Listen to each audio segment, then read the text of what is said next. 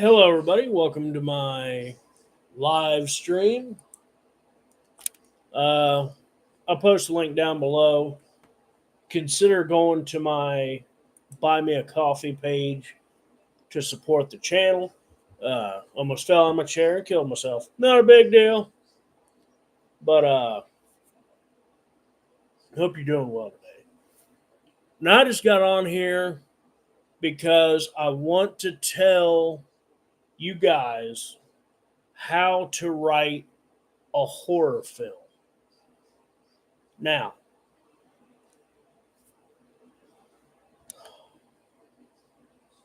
is there they always say, there's no hard and fast rule for writing. These are all merely suggestions. And while that's true, um, most movies, in my opinion, have one of these two things: your opening tragedy, and it's scary. Your film should be scary every 10 minutes. Um,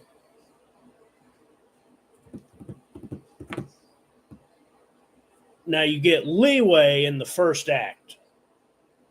That's why you start with the cold open or the opening tragedy, because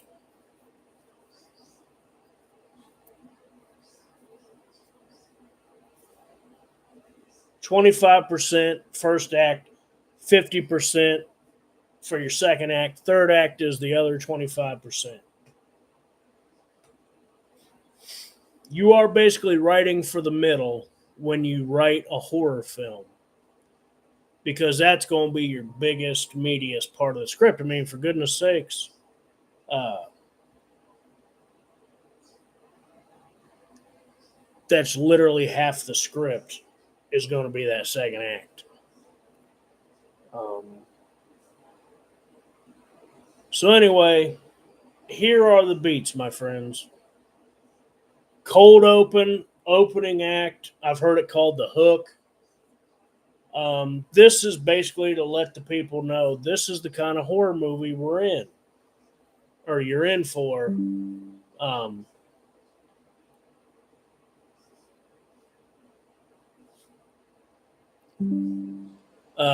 you start off in, let's say, Halloween. Michael's killing Judith. You start off in Child's Play. Uh, Detective Mike Norris guns down Charles Lee Ray and he puts his soul into Chucky. Um, you put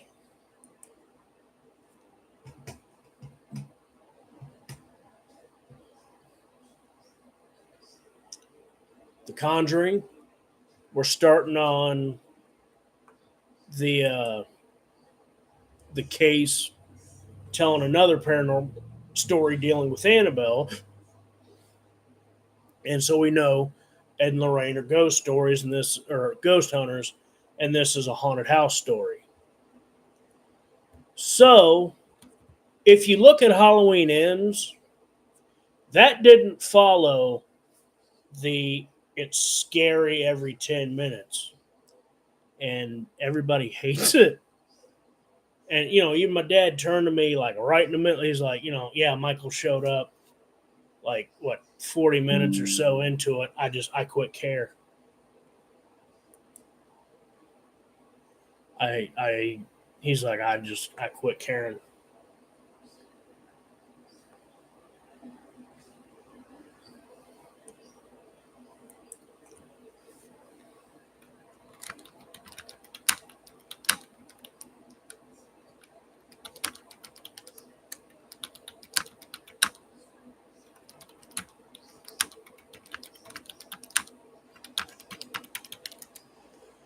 Sorry guys, my brother just messaged me on Instagram and I was taking a minute to reply to him.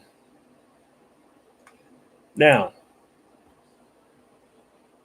the movie. Now, back to Halloween Ends. My dad was just like, yeah, Michael finally showed up 40 minutes and I don't care anymore. I don't care. I've zoned out, tuned out of this movie. And I mean, it's absolutely true. Um, Audience expectations. And again, when you bought the ticket, folks, they wanted a Halloween movie. You didn't get that. You set up what the movie would really be about, which is mainly the Corey story. But that's not what we wanted. So you know what I mean? It's like, so you got to set the tone right from the beginning. Now, moving past that initial tone, you want in your horror movie every 10 minutes something scary, except you get leeway in the first act. Now, that'll take care of pacing. When you write for the middle, that's going to be called evil attacks. And evil attacks is just simply going to be um, like if it's a serial killer, that's when the cast is going to start getting killed off one by one. Um, or if it's a haunted house story, that's when the paranormal activity height or escalates, and the people start believing that the ghost and the haunting is real. Look at Child's Play. Karen, midpoint, finds out Chucky's alive at the midpoint. Uh, Chucky, or excuse me, Halloween, Annie is killed. That's the first one of Laurie's friends to get it. And in those kind of movies, particularly slashers, that's usually when her friend group is dwindled down. If it's your typical slasher that's set up in like a Halloween, Nightmare on Elm Street vein, where it's teenage girl, her friend group is getting dwindled off. Um, Freddy and Chucky, you could take a little bit of liberties because they're structured a little differently, and their killer can hide in plain sight. I'm a doll. No one's going to believe the doll is killing people unless they see you do it. And Nightmare on Elm Street, they're not going to believe that a crazy dream demon is killing you and your friends.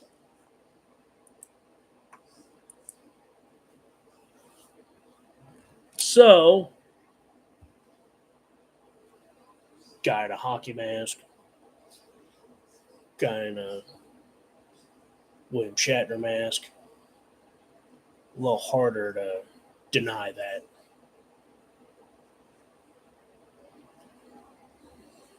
A little harder to hide in plain sight. Um, as a matter of fact, John Carpenter said um, people got killed in Halloween because they weren't paying attention. And when you realize Dr. Loomis just refused to look behind him and he would have seen Michael Myers driving by him. You know what I mean? He's vigilant in just about every other part of the movie. There, he literally let Michael go. Unintentionally, but why and when he was so vigilant, he just refused to look behind him? I don't know. Other than just so the movie can happen. Who knows? Who gives a flying rip? Now, right after Evil Attacks, we're going to have what's known as trying to remember what the French should be called. Investigation. Now, investigation is there's usually two investigations, so don't let this throw you. This usually comes right after the midpoint, right after evil attacks, but not necessarily. Um, because again, evil attacks, yada yada yada. Investigation, that's a good one. This is started by the protagonist. If we're watching The Exorcist, Reagan kills somebody or kills Burt Dennings, and that's the cop investigation. Uh, Child's Play, Maggie gets killed. That kicks off the police investigation. The investigation has to be the actual investigation, the protagonist investigation. Okay? That is what this is. That's what this plot point is. For example, in Child's Play, when Karen finds out Chucky's alive, she goes after Detective Norris and is investigating, trying to find out she can all about Chucky so that she can beat him. Even taking her to go see John where she finds out he's human.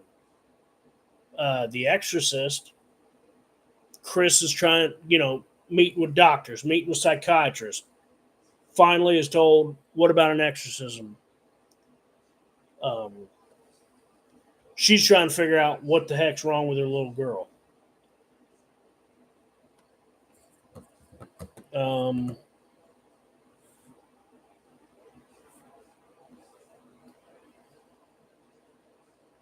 Nightmare on Elm Street, Nancy is asking, you know, who's Fred Krueger? I pulled this out of my dream.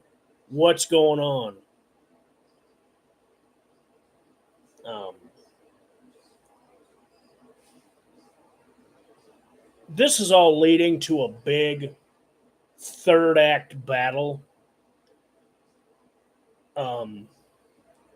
Most horror movies, okay, unless they get to be hiding in plain sight, like I'm possessed by the devil.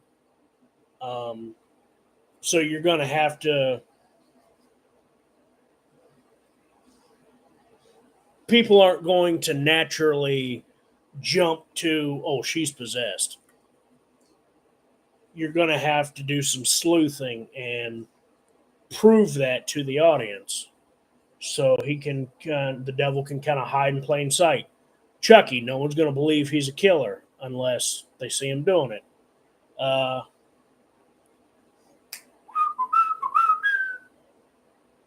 don't know, something else. Chucky's doing something.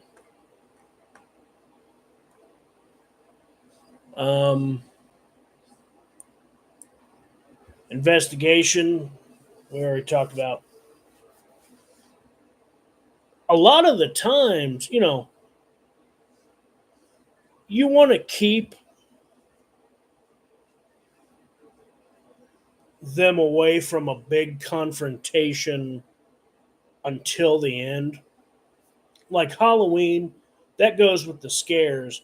She sees Laurie, or Michael sees Laurie, and Laurie sees him.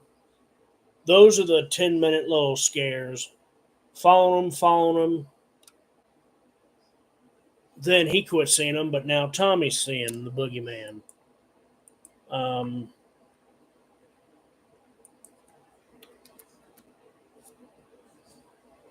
And then you either choose whether the boogeyman or the bad guy wins or the bad guy is defeated.